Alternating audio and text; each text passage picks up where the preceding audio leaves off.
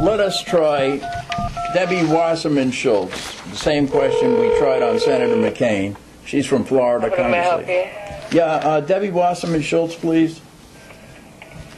We didn't seem to get much cooperation from McCain, so maybe a liberal Good morning, Democrat. Congresswoman Debbie Wasserman-Schultz's office. Wow, that's a long name. You got to pronounce it every day. Mine is easy, trash. Like trash basket, trash can.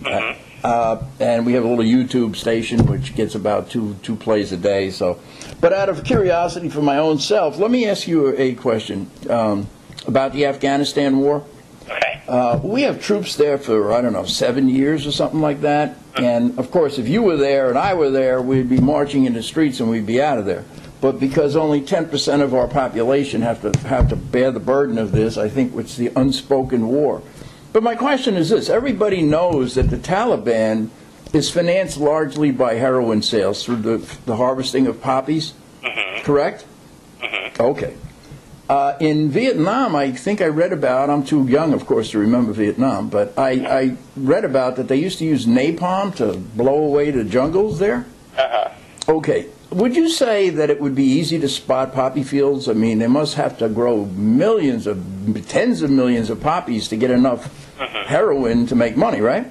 I mean, that's what I would imagine. Yes. Okay, so why don't we, with all our drones and our satellites and our radar and guns and ships and planes, how come we just don't napalm the poppy fields, drop some leaflets the day before and go, oh, you will meet Allah if you pick a poppy tomorrow, because we are napalming this field and you'll go to heaven. And the next day, you know, and then they have no money and we bring the troops home and we'd have more money for Social Security. Okay. Does that make sense? I mean, it does. It's one way of trying to approach such a situation. Well, how come we're not doing that? It's 7 years. I really couldn't say. Why not? You can't say. I couldn't say. I know. At least you were answering me. Most people go, they can't say anything, you know. Can I ask you one more question, since you seem cooperative, and I've called a number of people that were not cooperative today? Okay.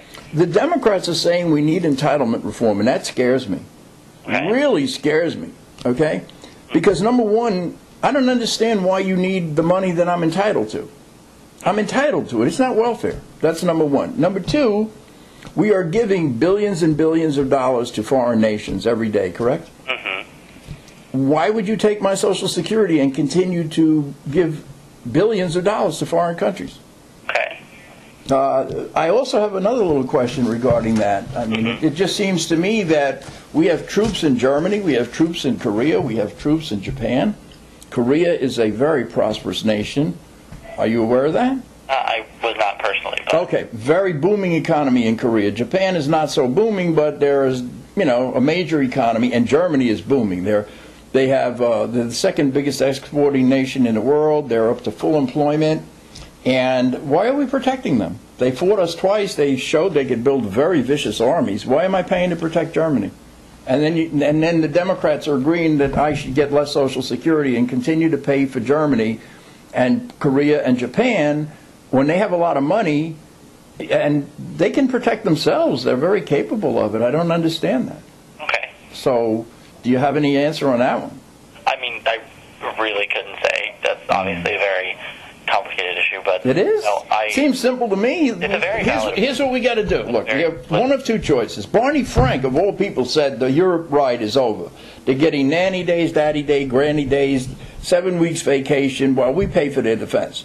This is very simple. Tell Miss Schultz there, okay? Okay. We can either tell the Germans, protect yourselves and bring the troops home, or we could do what I would do with you if I lived in your neighborhood. If you came up to me and you said, Trash, you look like a strong guy, I want you to protect me, I'd say, look, sure, how much are you going to give me every month?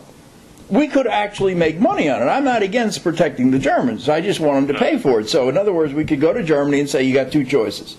Protect yourself as you did in World War I and World War II, or we'll protect you for $6 trillion a year, which costs us $2 trillion. And we'll make $4 trillion toward my Social Security and yours. Okay. That's, you know, we're a business. It would take in a few bucks, you know what I'm saying? I mean, does that sound logical? It does. I mean, it's the one. And you could tell her, too, I mean, we've got to stop helping these corporations with, you know, this corporate welfare and taking money from little old ladies. I really, you know, don't want to take some little old lady's food money and we're giving ExxonMobil money? Yeah. That hurts me. I mean, seriously. And then we have all this pork barrel spending, and you're going to take my Social Security check? Oh, it hurts. So, I mean, what are we going to do about all this?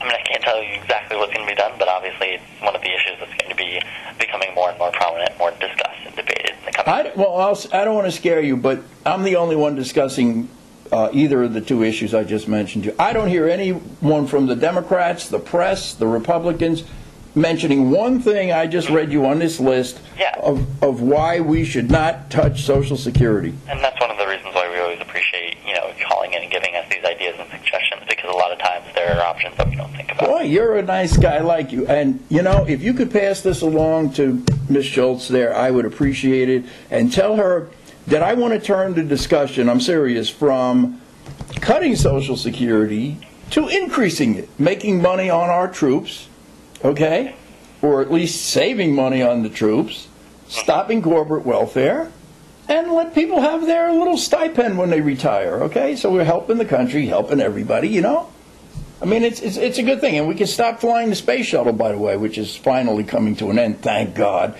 And we don't need to go to Mars when we can't pay my Social Security, even though I'd love to go to Mars. Yeah. I'm a man. All men are from Mars, right? Yeah, that's right. We go to Mars, you know what I'm saying? Like Rocky. Okay, listen, you're a nice guy. I appreciate the call, and tell Ms. Schultz, go on the case there or save us the money and, help the old people, you know what I'm saying? I'm kind of old, like Rocky. Yeah, no, like I said, we definitely appreciate you calling in. And a loquacious guy, a staffer that's loquacious. You're the first one today. I love you. God. What's your name? If I ever call back, I'll ask for you. My name is Thaddeus. Thaddeus? Thaddeus. How do you spell that? Thaddeus. Oh, okay. Well, something like Roman, in other words. Yes. Like the Emperor of Rome there. He's your Nadius. Okay. If we would call you back Nadius, maybe we'll get to know you personally, work with you, and try to move the country forward here. Because I don't hear anyone like moving the country forward anymore. And it kind of scares me. I like to see that we're making progress here, protecting the Germans and everything, because I, like them, and they're good people and everything, but they're making money. If we're paying for the money, it's not good. I've worked too hard for the money. So you, Nadius, I will call you in a few weeks and let me know how we're doing. Okay. Okay? Okay, thank you very much. Yeah. Merci beaucoup. Have a good one. All right. Au revoir. What a nice guy. What a nice guy. Hey, Thaddeus, man. Emperor of Rome. Love you.